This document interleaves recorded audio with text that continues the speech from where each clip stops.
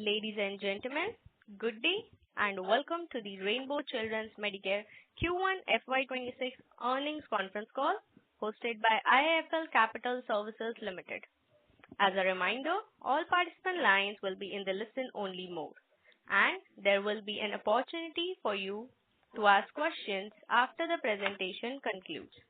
Should you need assistance during this conference call, please signal an operator by pressing star, then 0 on your touchtone phone. Please note that this conference is being recorded. I now hand the conference over to Mr. Rahul Jivani from IIFL Capital Services Limited. Thank you, and over to you, sir. Hi, good morning, everyone.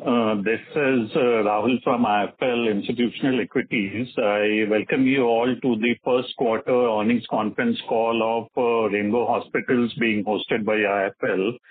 From Rainbow, we have with us today Dr. Ramesh Kancharla, Chairman and Managing Director, Mr. Vikas Maheshwari, Group CFO, and Mr. Saurabh Bhandari, Head of Investor Relations. Over to you, sir, for your opening comments. Oh, thank you, Rahul. So, good morning, everyone. Thank you for joining us today. We have entered a new financial year with a continued commitment to our long-term vision to deliver high-quality pediatric and perinatal care across the geographies through a scalable, effective, and deeply specialized network. Let me start with a few key strategic and operational updates for the quarter. Despite Q1 being a seasonally softer, especially in the general pediatric outpatient and as well as inpatient volumes, we have delivered a steady financial performance. This growth was supported by strong momentum in the new hospitals and consistent demand for advanced services like pediatric specialties, multi-specialties, and quaternary care. The revenue registered a growth of 7%, amounting to 353 crores, and the EBITDA increased by 11% to 103.6 crores, while PAT registered a growth of 35% to 53.8 crores. The overall occupancy rate for the quarter was 40.2%. The newer hospitals added in the last 2 years are contributing in line with our expectations. During this quarter, we have achieved a significant milestone by entering Warangal, a tri-city with a population of 1.1 million, with a catchment area of 3 million, through the acquisition of a 76% majority stake in Prashanti Hospitals, Warangal. This is a strategic move as we expand into Tier 2 cities with access to high-quality pediatric care is limited. Warangal with now function as a spoke to our Hyderabad hub, further strengthening our hub-and-spoke model in Telangana. We are excited about this opportunity and value it can create. It can add to our long-term growth. Let's talk about projects. Our project pipeline is pretty well intact, where we continue to maintain our disciplined execution. Our regional hub hospital in Rajahmundry of 100 beds is completed and awaiting for the final permissions to commence operations from the government. In Bangalore, the construction continues at a brisk pace at Electronic City of 90 beds and Hennur with 60 beds. Both projects are on track to become operational by end of the Q2 FY2026. At Coimbatore, the project work of 130-bed hospital is in progress. In the National Capital Region, the excavation work is progressing quite well at both sectors, Sector 44, which is for 325 beds, and Sector 56 for 125 bed capacity in Gurugram.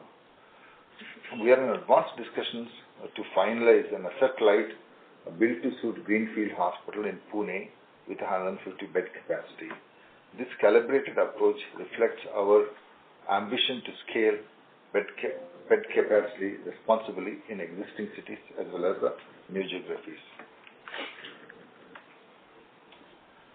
Well, the challenges continue to persist in international business due to tighter regulations in markets like Bangladesh, Oman, and Sudan. We are actively monitoring the situation, adapting to our strategies to focus on other countries. So clinically, we are very encouraged to see continued growth in the pediatric specialties, quaternary care, including organ transplantation. These services continue to be strong drivers of case mix enhancement and the revenue contribution. We are also pleased to see the steady ramp up in our newer hospitals, confirming both scalability of our model and the operational capability of our teams on the ground. I would like to take a moment to highlight two remarkable achievements that underscores the strength and the expertise within the Rainbow Group. An inspiring patient outcome from our Bangalore bone marrow transplant unit, a 15-year-old girl from Iraq with a sickle beta thalassemia, a complex and debilitating condition since infancy, was going through miserable complications like a sickle cell crisis, avascular necrosis of the hip joint, and multiple transfusions. She underwent a life-saving bone marrow transplantation with the donor being a sibling. Despite facing a rare serious post-transplant complications because of the blood group incompatibility, our team managed these complications with exceptional skill and care, resulting in a successful outcome that truly reflects our multidisciplinary approach. In another breakthrough milestone, Dr. Nageshwarrao Koneti, Director of our Pediatric Heart Institute, was granted a US FDA patent for discovering the innovative multifunctional cardiac device named Conar MF occluder. This device is used to close the ventricular septal defects in the bottom of the chambers of heart and several other cardiac conditions like aortopulmonary windows and patient ductus arteriosus and other fistulas within the heart. So far, it's been used successfully in about 18,000 patients across 90 countries. These achievements clearly demonstrate that our clinical capabilities and the dedication of our teams, reinforcing our position at the forefront of pediatric and perinatal healthcare in India. Looking ahead, our priorities are very clear: ensuring the timely commissioning of the projects of Rajahmundry and also two spoke hospitals in Bangalore in this year, deepening clinical capabilities by strengthening our center of excellences, strengthening our sales and marketing function by bringing in experienced leaders and expanding the teams across key markets to deliver sustainable and scalable growth, and also to support the future growth through inorganic acquisition, inorganic mode, as well as greenfield and brownfield opportunities. I want to take this opportunity to thank our medical teams and leadership teams for their dedication and the hard work. We are grateful to our stakeholders for their continued trust in building this much-needed healthcare for women and children, and I'm confident of creating a significant value to our shareholders. With that, I now hand over to Group CFO, Mr. Vikas Maheshwari, to take you through the financial details for the quarter. Thank you, sir. A very good morning to all of you, and thank you for attending this investors conference call. I am pleased to brief you on financials performance and key developments of Rainbow Hospitals for the first quarter, FY2025-26. Our operating revenue for the quarter is stood at 353 crores, reflecting a growth of 7% when compared to a corresponding quarter of the previous financial year. Our EBITDA for the quarter is stood at rupees 103.6 crores, marking an 11% growth compared to the same period last year. The EBITDA margin for the current quarter is 29.4%, which is an improvement of close to 1% from Q1 FY25 due to effective cost discipline. The profit after tax for the quarter is rupees 53.8 crores, marking a growth of 35% in comparison to corresponding quarter of the last financial year. I am happy to share that Prashanti Hospital, Warangal has been seamlessly integrated with Rainbow Hospitals. All systems, including our IT, which is HIS, SAP, and HRMS, have been integrated to the Rainbow network. In terms of operational performance, outpatient volumes for the quarter witnessed a growth of 6%, while inpatient and the deliveries do grow by 1 and 2% respectively when compared to corresponding period of last year. For the quarter, our payer mix continued to remain steady and balanced, with close to 52% of the revenue coming from the insurance and the balance 48% coming from the cash patients. I am pleased to inform that our company balance sheets remains robust, with net cash position of 735 crore rupees as of 30th June 2025, and will support our ongoing capital expenditure plan. Given our current cash and anticipated internal accruals in the coming years, we remain confident in our ability to complete all planned capital expenditure through internal accruals without any debt financing. During the quarter, the company has invested approximately rupees 41.5 crores in the capital expenditure. I am happy to share that we successfully concluded the AGM on 5th of July 2025, and the dividend to all the eligible shareholders has been credited on the same day. With these insights, I conclude my financial update. I now invite questions and suggestions from the participants. Thank you very much. Thank you very much. We will now begin the question and answer session. Anyone who wishes to ask a question may press star and 1 on their touchtone telephone. If you wish to remove yourself from the question queue, you may press star and 2. Ladies and gentlemen, we will wait for a moment while the question queue assembles.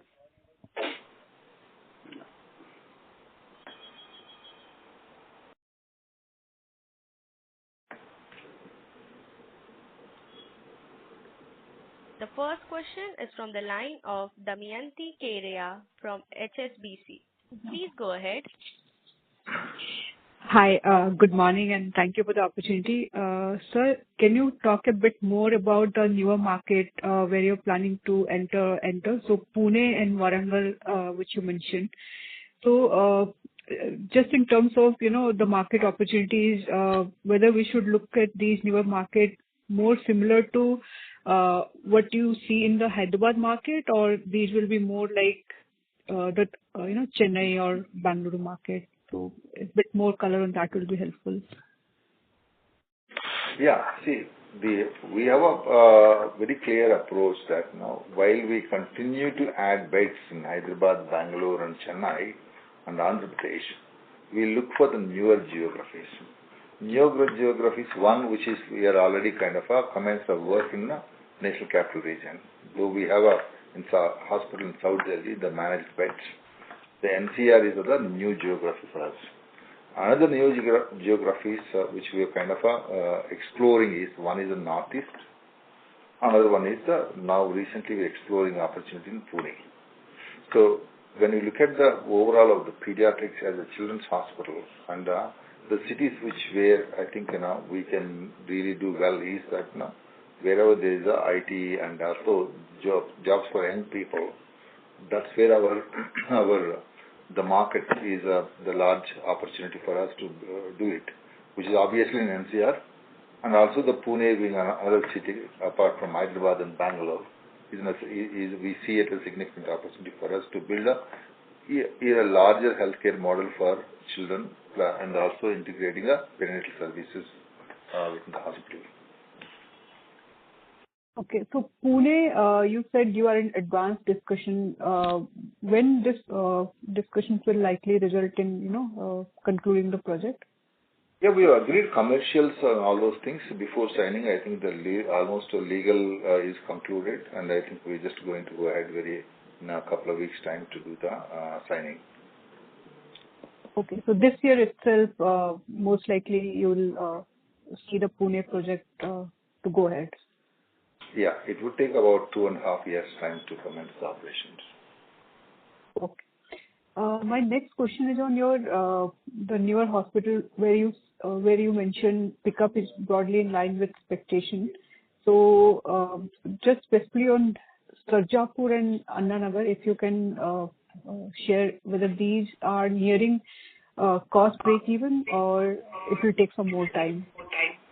The Sarjapur is broke even, and Ananagar is close to it. It probably take another 6 months time. During this current season, we should do it. Okay. And my last question is, in the previous call, I guess you mentioned ARPP will be the better metrics to look at the operational performance, but you haven't shared it. Maybe if you can share that on a regular basis in your presentation, that will be helpful. Because you mentioned ARPO might not be the right metrics to really look at your business, but for this quarter, if you can just see, like if you can just share how things have moved in terms of ARPP metrics. Yeah, Devanti, Vikas Maishu this side. Actually, it is a derivative. So, ARPOB multiplied by ALOS, if you do, probably you will get it. But this is a good suggestion. We will publish the ARPP now going forward. We'll do this. So, ARPP or year-over-year basis has, increased by roughly 3%. So, the trajectory which we have told, the ARPP, which is on the increasing trend, and then we have seen 6 to 7% growth over a period of time. I think we are on the same trajectory, 1 or 2 quarters here and there, but the trajectory should be the same. So broadly, 6 to 7% growth is a normal range. Maybe this 3% number which you mentioned for 1Q is because this is a seasonally low quarter. Yeah. We can attribute this to that. Okay. Thank you. Thank you, then. Thank you. Thank you. The next question is from the line of Amit Agicha from HG Hava. Please go ahead. Yeah, good morning, sir. Am I audible? Yes, sir. Yes. Audible. Yeah. Thank you for the opportunity. Good morning. And see, my questions are connected to doctor engagement. Could you elaborate on the retention strategy for full-time doctors, especially in Tier 2 cities? And what percentage of your doctors are on retainer model versus revenue share? The basic criteria is with such a high training output, are you able to absorb trained doctors into your system effectively? Yes, so we've been actually one of the main thing for us is our doctor engagement model. So we look at the 2 different kind of doctors. In the pediatric scenario, you don't see many of the star doctors which we normally go after and those things. We look at the qualified and skill set doctors with the skill set. So you invest on them. The first 2-3 years time, they will be retainers. Once kind of they start doing very well, they will get a variable fee. That's how we have been operating and across all the geographies. It's been pretty stable and successful. So the retention is, I think, once the doctors are settled down, start doing very well and making their variable fees, they will continue to kind of be there. Because one of the reasons is that why applicability to doctors, our model is that now, so it's a medical hospital. It's more of service delivery. A doctor requires much more of support from the hospitals and other colleague systems. So therefore, it's not an individual driving it. It's combinedly a kind of a team is driving it. So, which is why the stickiness of doctors to rainbow model is very good. It's a more institutional model. Any percentage wise, can you give retainer model versus revenue share? Sorry? Oh, I think majority of the people, this is why I'm saying, they're all in the kind of various stages. As the hospital is maturing, then we'll put them on to the kind of a revenue share model. So that makes them happy in growing both clinically as well as financially. So, for example, most of the Hyderabad doctors are revenue share model now. And Bangalore also significantly on the revenue share model. And Chennai is still on the retainer model because it's still an early phase for them. So this is how it works. Thank you, sir, and all the best for the future. Thank you. Thank you. A reminder to all participants, anyone who wishes to ask a question may press star and 1 on their touchtone telephone. Participants are requested to use handsets while asking a question. Basis. Once they mature, then they enter revenue share. The next question is from the line of Anshul Agarwal from MK. Please go ahead.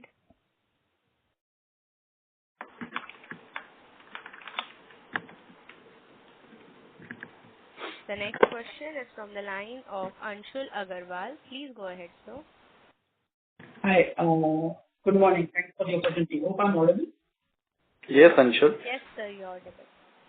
Great. So my first question is on the mature hospitals. any comment on why volumes have been muted around, for this portfolio? Yeah. So Anshul, we have seen this in the last quarter also, Q4 and Q1. Definitely, they're kind of both is seasonally were quite kind of muted. The current year. I mean, I don't think we explored it in detail and depth. I don't see any specific reasons for this. I think it's just generally a kind of it's a very healthy period what we have witnessed. And what are the patients are coming? They're only coming for a kind of vaccinations or some specialty care. It's more of nutrition advices. So there's no kind of a disease or something significant in the last 5, 6 months time. That's what we have witnessed. The volumes wise, when you look at it, the pediatric volumes significantly are significant for the occupancies, which is why you see the kind of the occupancies are plateaued or some kind of some degrowth compared to the year-on-year side.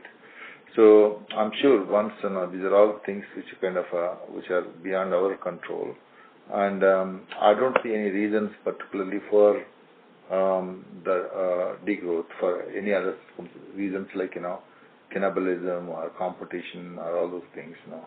So we're pretty confident that we come back, but once kind of things start settling down and operating side, absolutely we are all on top of the things. Sure. A follow-up on this, sir. So our surgical mix would have actually deteriorated in the current quarter. So what would explain the jump in ARPOBs or ARPOBs, given that surgical mix would have actually reduced? So, Anshul, let me add here till doctor comes here. See, in the case of matured hospital, overall the revenue grew by 2%. Okay, what has come down is the seasonal low value, which is high number of the footfall, etc. Those has been not there. So our critical care, that continues to be remain robust. That is why you are seeing, once the low ticket pediatrics are not there, so high quality business remain intact. That had grew. That is why you are seeing the ARPOB growth basically. Or if you look at ARPP also is grew, right? So that remains constant. So overall revenue grew by 2%. The only thing which was that seasonally, which was icing on the cake, it should have been. That is what is missing. No, the surgical mix, Anshul, I think is not lower. I think the surgical mix was pretty good actually. Yes. Last 4, 5 months time, so kind of our surgical numbers are pretty good. So that's one of the reasons to kind of have a lower ALOS, because most of the surgeries are done for children are minimal access surgery. So that it's 2, 3 important things: pediatric specialties and quaternary care and pediatric surgical. That's OBG. These are the ones which reduces the ALOS and gives you a better ARPOB. So in the absence of a seasonal business, obviously that's what you see a 13% growth in the ARPOB. Okay. Got it. So there have been no price hikes in the insurance compartment or cash tariff at all. This is purely for this year, not yet. We are expecting these things to close probably at least for the Hyderabad and Bangalore and Chennai. We're expecting this to happen sometime this year, probably next couple of months' time. Got it, sir. And any update on the IVF business vertical? How is it faring? Have you added have you added the IVF vertical in any newer hospitals? No, I think the same. We have got 12 centers. Most of them are within our main hospitals. The growth is pretty impressive, and we are probably kind of heading towards kind of doing 2,000 cycles by the end of the year, and our revenue grow year on year by 50%. So that's pretty impressive. Got it. So just one last question. We'll be maintaining our mid-teens revenue guidance for the next couple of years, or we'll see any upward plans for this, given the fact that we're adding hospital beds aggressively? I think we are adding beds now because we just done acquisition, and also we kind of almost 250 beds in pipeline to come into operations in the next 2 to 3 months time. So these almost about 250 plus 100, 350 beds are going to be added, and also kind of a possibility of some acquisitions and all around. So there are enough number of beds are going to be added this year, and we would expect our kind of that's for the guidance which we have done about late teens to 20% is the growth which we are anticipating. So still 3 more quarters are there. I think now we are pretty positive about it. Yeah, that's it from my side. Thank you so much. Thank you. Thank you. The next question is from the line of Rahul Jivani from IIFL Capital Services Limited. Please go ahead, sir. Yes, sir, on this Pune Greenfield Hospital, which we have, let's say, focused on now, what led to you deciding Pune as a market within the West India market? So can you talk about in terms of the market potential within Pune and you choosing Pune for your West India foray? So Pune is it's a geographically, Pune adds to kind of extension of Hyderabad, number one, towards the west. And also it has got a good draining and catchment areas, Pune. And we do get patients right from Sholapur and also the Parbhani districts and those things. So this will become a kind of a natural extension of a Deccan Plateau. So that's, and also it is Pune is the young people's city. So there are a lot of IT, ITS is there significantly. The significant insurance penetration is there, and also other things. Though there is a competition there in a maternity side, but when there is a kind of the lot of young population, maternity care is there, and definitely you require the advanced pediatric capabilities also. I see Pune as a kind of as a long-term good addition to the Rainbow 40. But Pune gives you an opportunity to do a small hub and spoke as well, because it is a fairly large city and also expanding pretty well. Sure, sir. And sir, what kind of a capex would we be incurring for this 150-bed Greenfield Hospital? So it's going to be built a Greenfield Hospital, and the base building will be given to us. And I think a basis on what we have agreed with them is probably about, somewhere it will be well under 1 crore, but still I'm yet to kind of clearly see that what the cost per bed is going to be. I would expect it to be somewhere around 80 lakhs per bed. Okay, so largely in line with what we have done for our asset-light hospitals previously. Yeah, absolutely, yeah.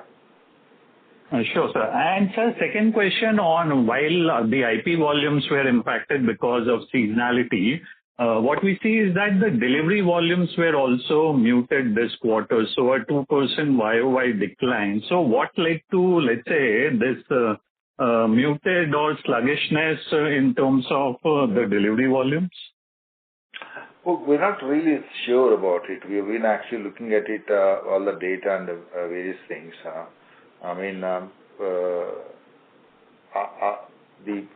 Sometimes what happens is your previous year wedding times corresponds to the kind of deliveries also. That's one of the things. And also what we have seen is that when you look at the other peer groups, for example in Hyderabad, so there's a large competitor. The two groups which does maximum deliveries is one is Rainbow, another is Fernandez. So when you look at them, they are also kind of a slightly muted, about 2-3% muted overall in the last quarter. So there was some slump in the deliveries, even in this we do kind of seen in Bangalore also. The similar phenomena and Chennai as well. So I think that there are no strong reasons. It may be a kind of whatever it is,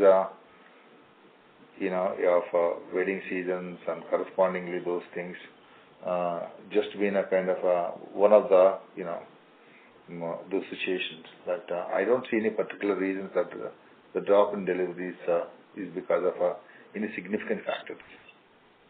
Sure, sir. Sure, sir. And this, let's say, this muted growth in delivery, was it across clusters or was specific to certain clusters? No, we have seen this in actually in the larger the hub hospitals, which obviously be there's more competition around, and the micro market hospitals which have been done in the last 2-3 years time, they are fairly good because the new hospitals, their growth opportunity is pretty good. So it is nearly seen mostly in areas where there is your hospitals are there in the competitive zones and those things. But everybody takes a bit of share, and also that deliveries is kind of no one is doing a big numbers. So, but having said that, we were there in this difficult busy season. These kind of these parts of the cities across in 3 cities. But we have not witnessed this particular phenomena in the past. We are exploring more deep into that and see that how do we build our deliveries and volumes. Maybe I think we need to kind of get on a lot more marketing and other initiatives to kind of include younger population and also drive conceptually about our focus on natural birthing and those things. We need to reinvent ourselves to get back into the double-digit growth. Sure, sir. And sir, on the inorganic opportunity, Northeast is what you are evaluating. And let's say with an entry into the Pune market, would you be evaluating inorganic opportunities in other, let's say, tier 2, tier 3 markets in Maharashtra as well? Well, I think it is, if there are any suitable, which actually for us to do such things, now I'm sure we would look at it. I mean, suitable in the sense for us, where these hospitals are built with quality and also have got accreditations and also have got a long-term vision where we can build a scale and philosophy in those hospitals, certainly. Sure, sir. And sir, can you update us on the opportunity which you were evaluating in Northeast? Yeah, we will probably come back to you very soon on that. I will give you more details on that. It's premature. Sure, sir. Okay, sure, sir. And sir, just one request from me. Given that our business is slightly seasonal in nature, and you talked about the fact that the general pediatrics business is what was impacted, and tertiary and quaternary care where you continue to see healthy growth. So if you can, going forward, split the business in terms of these different segmentals, so that will help us to better track the operating metrics in terms of how some of these dynamics are playing out. So yeah, I would request you if you can share that data going forward. See, Rahul, one of the problems with this is that the children's healthcare is a very medical business. And also we work in teams, right? And also we work, the child gets admitted in one department, gets across to 2 other departments. It's a very difficult to kind of segmentalize the departmental wise and those things. Or most of the time child comes to us with a sick child. We only discover that what the child has got a problem and also deposit them on a particular particular specialty or whether intensive care, whether it's a specialty problem and those things. It is actually pretty complex actually dividing to show that the segmental businesses of pediatric business. So I mean, let's see, we'll try, and I'm not very sure how we can present it meaningfully. Sure, sir. If not that way, maybe the split of the business between seasonal and non-seasonal. Obviously, there also you would have to take your judgment, but yeah, even that will be helpful. So yeah, thank you, sir. I will join back with you. Sure. Thank you. Thanks. Thank you. The next question is from the line of Naveen Baid from Nuvama Asset Management. Please go ahead. Thank you for the opportunity, sir. I'm not sure if this has been answered before, but if I look at your matured hospitals, despite poor inpatient volume, what kind of explains the sharp rise in ARPOB? especially in the matured hospitals? What happens is... Or is it just the mix as Rahul was referring to? Yeah. Now, what happens in the Q4 and especially in Q1? So generally, it's a holiday season, right?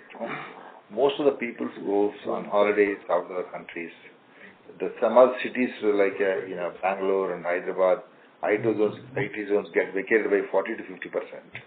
So, but what remains intact is that now the pediatric surgeries or specialty pediatric surgeries like urologies or neurosurgeries or whether it is ENT surgeries, they all get done in the summer season because there's a preferred time for the parents to come and get these surgeries done. So we do put large volumes of surgical work in these periods because people have tendency to get them done in the holiday season and also healthy season. So these are two things which actually spikes your surgical numbers. And along with the surgical numbers, at the same time, all the other surgical things also, cardiac also goes up that time. Even the people prefer to do more transplants and other work also, they're elective ones during this season because it's kind of a quieter season, less infection is infectious environment, so people want to do those things. So generally in the Q1 you do high quality business, the lower volumes, but case mix is much more superior, which is why you see our COGS are definitely higher. Just one more question. So you have a 800 bed addition kind of a pipeline over the next 3 years. How much of that is going to be on the asset-light model? Asset-light. Yeah. It's other than 450 beds which are going to be in Gurgaon, the rest of them are all asset-light. At least 50% are asset-light. Okay, got it. Thank you. Thank you. Thank you. The next question is from the line of Sumit Gupta from Centrum. Please go ahead. Hi, good morning. Thank you for the opportunity. So I just wanted to know is there any EBITDA drag due to the new facilities this quarter? Sorry, your voice was not very clear. EBITDA? Hello. Am I audible now? Yes. Yeah. So was there any EBITDA drag due to the new facilities in this quarter? No. So, Sumit, we have not opened any facility in the last 12 months, right? Whatever the 3 facilities we have opened, it was in the quarter first FY25 prior to that. So that drag has come down for sure. So that is what is the positively impacting also. Right. And with respect to the IVF, like it contributes around 3%? It has gone to 3.2% type. Yeah. Yes. Okay. And just one clarity on ARPP, average revenue per patient. So you were referring 3% on a QOQ basis? Year-on-year basis. Okay. So just want to get clarification. So like with respect to my calculation, it is coming as around 9 basically with this. So just want to understand. Rounding of error because this loss number and okay, understood. Loss may be slightly rounded off there. So understood. IP RPP is 3% increase year-on-year basis, and OP RPP is roughly 8%. So the 3.5% it should be what is on the fully basis. Okay. So for let's say FY26 year and FY27, how much A loss should we expect? Around 2.65. So nearly this level or what? Yeah, we are very stable ARPOB of 2.6 to 2.75 or 8. I think in this range it should be. The loss prediction is very difficult job, Sumit. Right. Yeah, I understand. Is that like what can be the minimum loss which you are 2.6 to 2.8. That should be the tight range you can take, Sumit. Perfect, sir. Thank you. Thanks, sir. Thank you. The next question is from the line of Alankar Garude from Kotak Institutional Equities. Before that, a reminder to all participants, anyone who wishes to ask a question may press star and 1 on their touchtone telephone. Alankar sir, please go ahead. Hi, good morning everyone. Sir, can you help us understand the seasonality pattern seen by Rainbow over a slightly longer time frame, say over the past 10, 15 years, and particularly in Hyderabad? The reason for this question is we've seen fair amount of ups and downs over the past few years. For instance, FY23 was a strong season, then 24 was a bit slow. First half CY25 again has been a bit weak on the pediatric side. So the question is, prior to FY23, were we seeing similar kind of fluctuations across alternate years? Oh, we do see this kind of year or year and a half of this kind of seasons. I mean, basically healthy spells. So, I mean, if I go back and see the last 20 years time of experience, we have seen that at least twice in the past. At least once in 5-6 years time, we do see that kind of there is quite a bit of slump in overall. Then it kicks in and come back again. But we have to see also one thing, as things are actually moving towards different trends of the pediatrics. Unlike in the past, you don't see any more diarrhea coming in the summer. You don't see any of the respiratory infections because of flu vaccines being done. Overall hygiene and nutrition is better and those things. The demographics of pediatric healthcare is changing. So that is one of the reasons what we are trying to do is we are not a mom and pop stores of the pediatrics.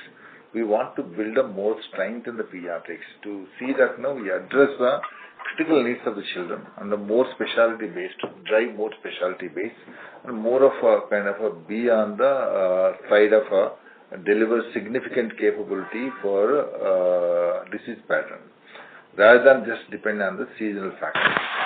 So, but what happens is so far it's been kind of even if you have 4 to 5 months of season when the patients need admissions. So when you don't have a bed capacity, then it's not going to be it's not going to be a very happy scenario. So this is a very emotional healthcare model. So therefore, you need to have a capacity which can accommodate, address children to treat when they require it. So rest of the times, what do you do with that? So that's another question about it. So therefore, moving forward to see is that to do more of a significant build a significant capability to do the specialty work. That's what I think what Rainbow would be aiming and looking at in future. So therefore, there's a small seasonal ups and downs are not going to be a big matter to you. Okay. So it's an evolving story of children's healthcare in this country. It is not what it was 20 years ago. It was definitely not 10 years ago. But still, I mean, we still see a significant seasonal impact. It's too early to conclude because of 6 months of off season, but it's a long way for us to go to look at how medical businesses, not only children's hospital, even adult hospital, to see how the seasonal play has been. Even if you cover all the large healthcare, how much seasonal impact is there in even multi-specialties for the last 4 or 5 years time. There's been a significant seasonal impact for them also, positively impacting revenues and profitability, revenues and growth. But we'll have to see that how things are going to shape next 3-4 years time. It is something for us to reflect on and understand, reposition our business model for future. Got it, sir. So maybe a couple of follow-ups here. The first one is pharma companies have been commenting about seeing some pickup in the season over the past few weeks. Have we also seen some increase in the disease burden over the past few weeks? Yeah, there's definitely there is some increase in there, and the shift of the seasons. Well, that's also another thing which we do see. Unlike in the past, just because of a few rains is not going to pick up the season. So there need to be the change in the environment which makes people to sick because of other factors of the viral bleeding or other infections and those things. So of course, when there is some monsoon time, you will definitely see some pickup of the illnesses. And also we have become more resilient also. Unlike before, just because of a runny nose or because of fever of one day, people are not running to hospitals. So they know how to take care of themselves by using the simple medicines. Understood. And secondly, sir, broadly from one-third currently coming from of our revenues coming from critical care or of our beds being allocated for critical care. Very broadly, say 8-10 years back, what would that number have been?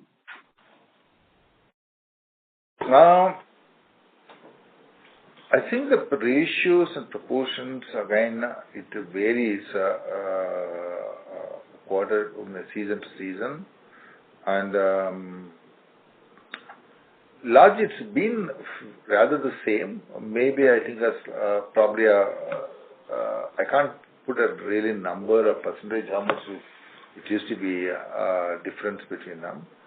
So we had seasons like a huge swine flu seasons where a lot of intensive care were full across the board, and we had seasons of dengue for nearly 7-8 years time. That's again the season which persisted for long periods in the past. So those are the things, excepting those situations. Otherwise, it's been a kind of intensive care season is over for 4, 5, 6 months time. Rest of the times, intensive care gets filled because of the rare disorders, because of specialty problems like liver failures and renal failures, multi-organ dysfunctions, or various other formats. But obviously, we are seeing a fairly healthy periods of time for the last probably about near time. Even the last year of seasons, it was not so heavy. It was not that busy as a kind of compared to what it used to be 2 years of post-COVID. 2 years of post-COVID was exceptional, which is everyone felt sick and disproportionately, and also needing medications or needing admissions or needing intensive care services. That's not there anymore. I think, I think we deserve a better period, better spell of healthy life. So I think that's what we're seeing in the last 1 year time. Got it, sir. And one final question on Tamil Nadu. Can the margins of the mature hospitals in Tamil Nadu reach, say, the margin levels of the mature hospitals in Bangalore over the next 2 to 3 years? I'm sure it will reach to Bangalore probably in about 3 to 4 years horizon. It will pick up to that level. Yeah. Got it, sir. That's it from my side. Thank you and all the best. Thanks. Thank you. Thank you. Our next follow-up question is from the line of Damayanti Kerai from HSBC. Please go ahead. Hi. Thank you for the opportunity again. Just wanted some clarity on Warangal unit. So it's not part of 1Q numbers, right? It will be reflecting from 2Q onwards. Yes, that's correct, Devanti. So we have closed the transition on 2nd of July. So it will reflect from this quarter, September quarter. Okay. And can you also tell what is the maturity profile, whether it will be part of the mature hospital cluster or new hospitals? And of the 100 beds, how many are operational currently? So Devanti, it is a new hospital. It will be a part of new hospital only because we have to put up a lot of other work which they are not doing right now. So it will be a new hospital profile only. And right now they are occupied something like that, between 30-35 beds. And obviously as we are adding the doctors and going forward as we add a few clinical specialties, the occupancies will grow over a period of time. Yeah. Okay. So say over next few years, it has potential to move up to the corporate level occupancy, like 50% or so. Yes. Or it could be better. I think we should keep the average where we should be. Okay. Thank you, Vikas. Thank you, Devanti. Thank you. The next question is from the line of Nitesh Dutt from Burman Capital. Please go ahead. Hi, sir. Thanks for the opportunity. I had a question on other income. This quarter, it has increased by 33% quarter on quarter. is there a one-off component? Because basis the 735 crore cash, if I calculate basis the cash yield, it should have been slightly lower.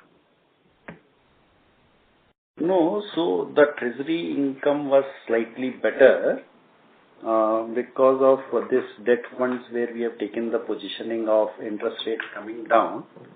Probably that got captured, and you are seeing this MTM gain on that.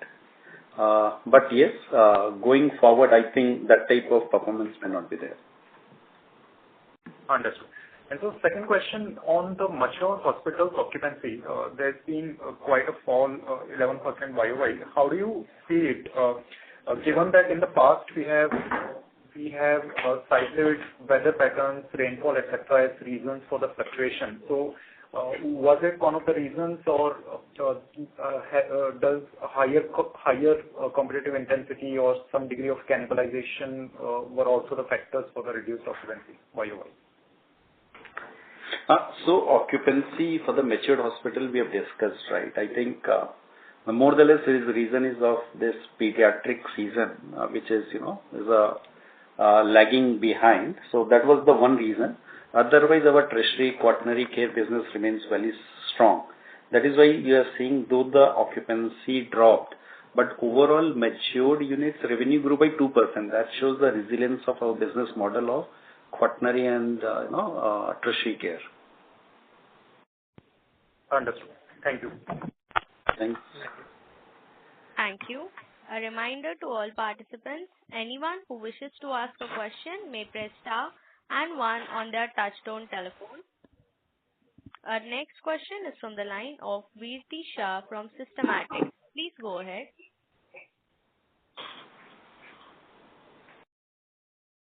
Veerti ma'am, please go ahead. So my question is, was the ARPOB improvement this quarter a one-off thing, or we can expect this to sustain for full year? Yeah, so as we in the previous questions we have answered, what we should be just based on our ARPP, because this ALOS is one factor which the little bit impacts on the ARPOB, plus the case mix. In this case, the low ticket pediatrics business was slightly muted. That is why we are seeing overall IP numbers or the occupancy is lower, but the tertiary and the quaternary business remained strong.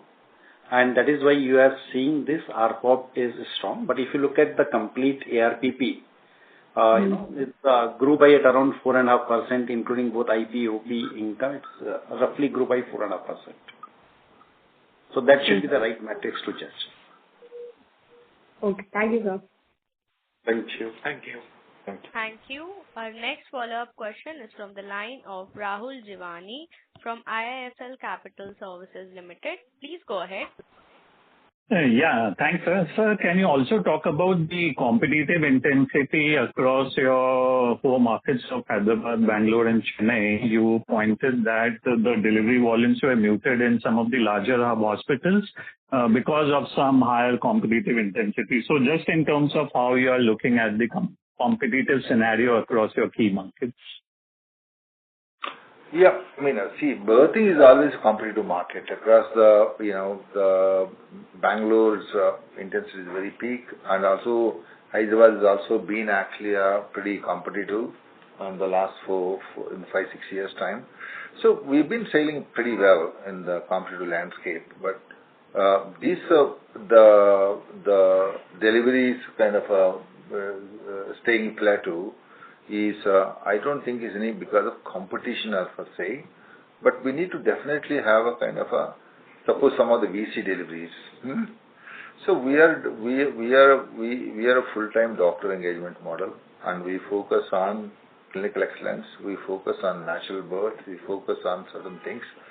The VC deliveries, whatever has been coming, kind of they are the ones who can get fluctuated to other hospitals because of competition. See, anyway, we are not an organization dependent on the VC deliveries. We dependent on the deliveries which comes to us, these ones.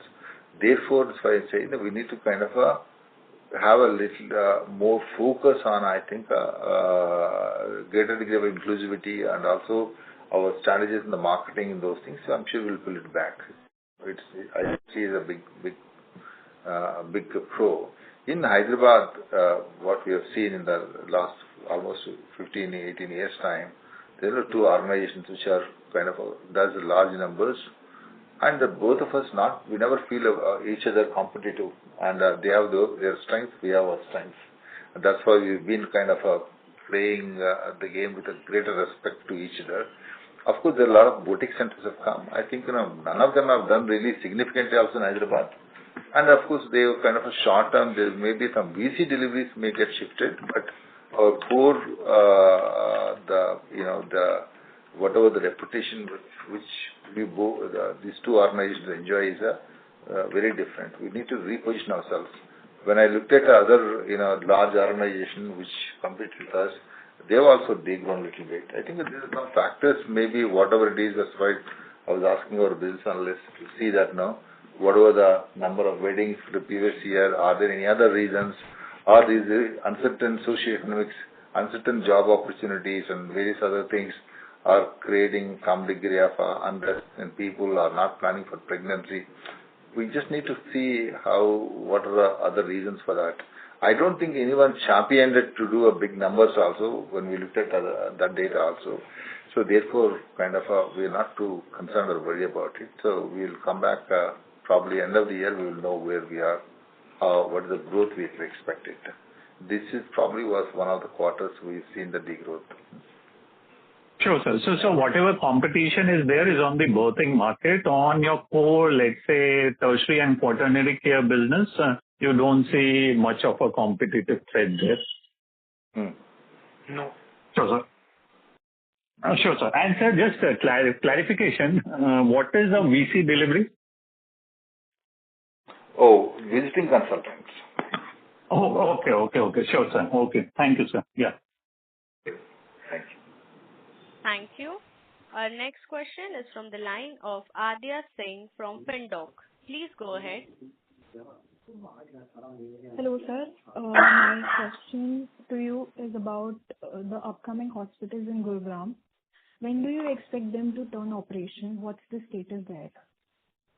We are expecting about September 27 calendar year. That's where the time which we set our calendars. I think our project works on ways kind of. I get the inputs from my project team. They say that they would complete by June, July, and maybe set for September operations. That's what is the kind of guidance to me from the project team. Okay, thank you. Thank you. Ladies and gentlemen, this was the last question for today. I now hand the conference over to the management for closing comments. Over to you, sir. Yeah, thank you all the people who have joined the call and for insightful questions. Thank you very much for that. Look forward to all of you attending our second quarter's results. Thank you very much. Thank you. On behalf of IIFL Capital Services Limited, that concludes this conference. Thank you for joining us, and you may now disconnect your lines. Thank you. Thanks a lot. If you found this video helpful, please like, share and subscribe for latest upcoming videos.